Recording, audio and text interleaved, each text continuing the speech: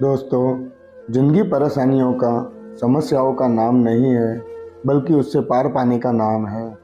जिंदगी है तो सुख दुख आते रहेंगे, लेकिन अगर आप दुख परेशानियों का हल देखने ढूंढने के बजाय उसका अंत होने का इंतज़ार करोगे तो हो सकता है ये बढ़ जाए और कभी ख़त्म ही ना हो। लेकिन समस्याओं को अपने आप ख़त्म होने का इंतज़ार न करके उनका समाधान सोचना और हल करना ही सर्वथा उचित है। इस बात से जुड़ी हुई कहानी मैं आपको सुनाने जा रहा हूँ। एक बहुत ही पुरानी बात है। एक गांव में एक व्यक्ति रहता था। उसके पास एक खेत था और वो उस खेत में अनाज उगाता था और किसी न किसी तरह अपने परिवार का पालन पोषण करता था। उस इंसान ने बचपन से ही गरीबी देखी थी। वो गरीब माता पिता के वहाँ पैदा हुआ था और वो हमेशा गरीबी में ही रहा। इसी गरीबी के कारण वो धीरे धीरे परेशान रहने लगा, क्योंकि अब उसके जो बच्चे थे वो भी बड़े हो रहे थे। उनकी फ़ीस के खर्चे, किताबों के खर्चे, कपड़ों के खर्चे बढ़ते ही जा रहे थे और फिर घर का भी खर्च और फिर ऊपर से महंगाई भी बढ़ती जा रही थी।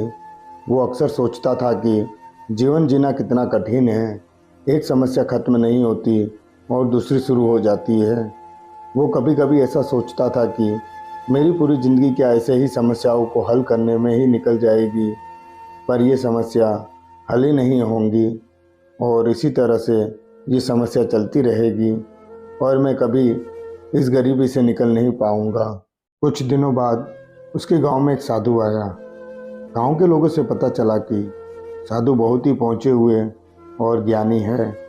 वे लोगों की संशय और समस्याओं को चुटकियों में ही हल कर देते हैं।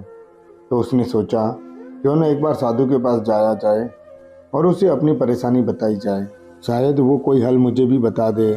तो वह व्यक्ति उस साधु के पास गया और उनको अपनी सारी परेशानी बताई कि मैं अपनी ज़िंदगी में बहुत सारी कठिनाइयों का सामना कर रहा हूँ और ये कठिनाइयों कभी ख़त्म नहीं होती। एक ख़त्म होती है तो दूसरी शुरू हो जाती है। साधु उसकी बातें सुनकर हंसने लगा। उसने कहा, तुम मेरे साथ चलो, मैं तुम्हें तुम्हारी परेशानियों का हल बता दूंगा। तो उसने कहा, ठीक है। फिर वो साधु उसे एक नदी की तरफ ले गया और बोले कि मैं तुम्हें नदी की दूसरी तरफ जा करके तुम्हें तुम्हारी सारी परेशानियों का हल बताऊंगा और तुम्हारी सारी परेशानियां दूर हो जाएगी। ये कहकर साधु नदी किनारे खड़ा हो गया। नदी के किनारे खड़े खड़े काफ़ी देर हो गई और वो इंसान सोचने लगा कि ये यहाँ इतनी देर से क्यों खड़े हैं और अगर नदी के पार ही समस्याओं का समाधान होगा तो फिर क्या हमें कोई लेने आ रहा है या फिर महाराज किसी का इंतज़ार कर रहे हैं। और ऐसे ही खड़े खड़े काफ़ी देर हो गई तो उसके सब्र का बांध टूट गया और उसने पूछ ही लिया, महाराज हमें तो नदी पार करनी है, तो हम अभी तक यहाँ क्यों खड़े हैं। इस पर साधु ने जवाब देते हुए कहा, बेटा ये जो नदी का पानी है मैं उसके सूखने का इंतज़ार कर रहा हूँ। जैसे ही ये पानी सूख जाएगा हम आराम से नदी पार करेंगे और उस पार चले जाएंगे और मैं तुम्हें तुम्हारी सारी परेशानियों का हल बता दूंगा। तो वो व्यक्ति सोचने लगा कि ये महाराज कैसी मूर्खों जैसी बात कर रहे हैं। फिर भी वो अनायास ही पूछ बैठा, महाराज नदी का पानी कैसे सूखेगा और आप ये कैसी मूर्खतापूर्ण बातें कर रहे हो। नदी का पानी थोड़े ही सूखेगा, ये तो ऐसे ही चलता रहेगा। साधु महाराज हंसने लगे और कहने लगे, बेटा मैं तुम्हें यही समझाना चाहता हूँ कि ये जीवन भी एक नदी की तरह है और ये जो पानी है वो समस्या की तरह है।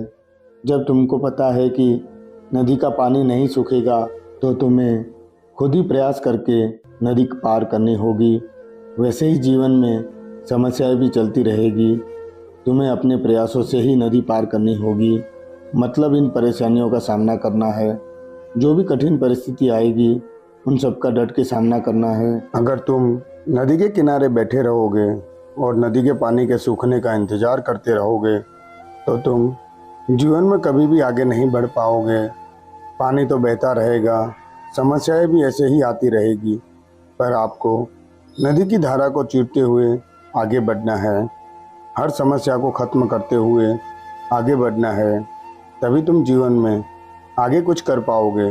दोस्तों, आखिर में इस कहानी से हमें ये शिक्षा मिलती है कि जीवन है तो समस्या रहेगी, लेकिन इसका मतलब ये नहीं कि हम दिन भर चिंता करते रहें और अपने जीवन में आगे बढ़ने के लिए इन सारी समस्याओं के ख़त्म होने का इंतज़ार करते रहें, क्योंकि वो तो बिल्कुल नदी के पानी की तरह है।